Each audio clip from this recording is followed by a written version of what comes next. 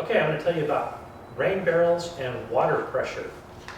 Now, sometimes people are interested in setting up a rain barrel because they want to water their lawn or something like that. And there's two major problems with that. One is that 50 gallons is not nearly enough water to water your grass. Watering your grass can take thousands of gallons, and so it's not going to work. And the other thing is, you do not get water pressure from a rain barrel. So if you hook up a hose and a sprinkler, the water will dribble out of the bottom, but it's not going to generate pressure and make the sprinkler system work.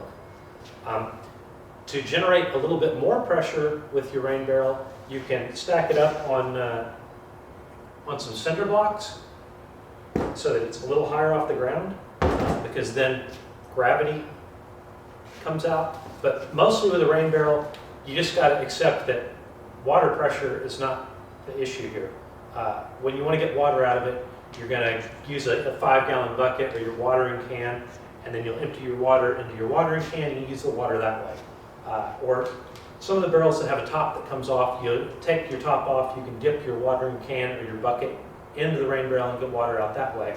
But as far as water pressure goes, rain barrels really aren't designed to generate any water pressure, and the only way you're going to get it is to use some kind of a pump system. There are pumps that you can buy for rain barrels. There's small battery-powered electric ones that are the kind that you also use to sort of empty out your boat, or if you've got a wet basement, it's that kind of pump, and it also works with a rain barrel. There's a hand crank version that also works, in a basement or a boat or something like that, where you stick the bottom in there and then you crank it and you get water out that way. You still wouldn't be able to run a sprinkler system with that, but you'd be able to get the water out a little bit faster if you wanted to, get the water out of your barrel faster than it can just drain from the spigot, which takes a pretty long time. So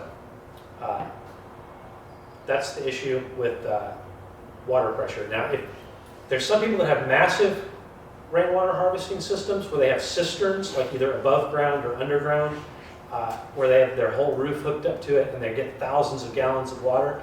And in those, they'll often have an electric water pump, like a big water pump, set up where they get all the water out of the ground or out of the cistern. And once again, it uses pumps, and that's how it generates the pressure. Those will often be able to run a sprinkler system or something like that, but it's because they use a pump.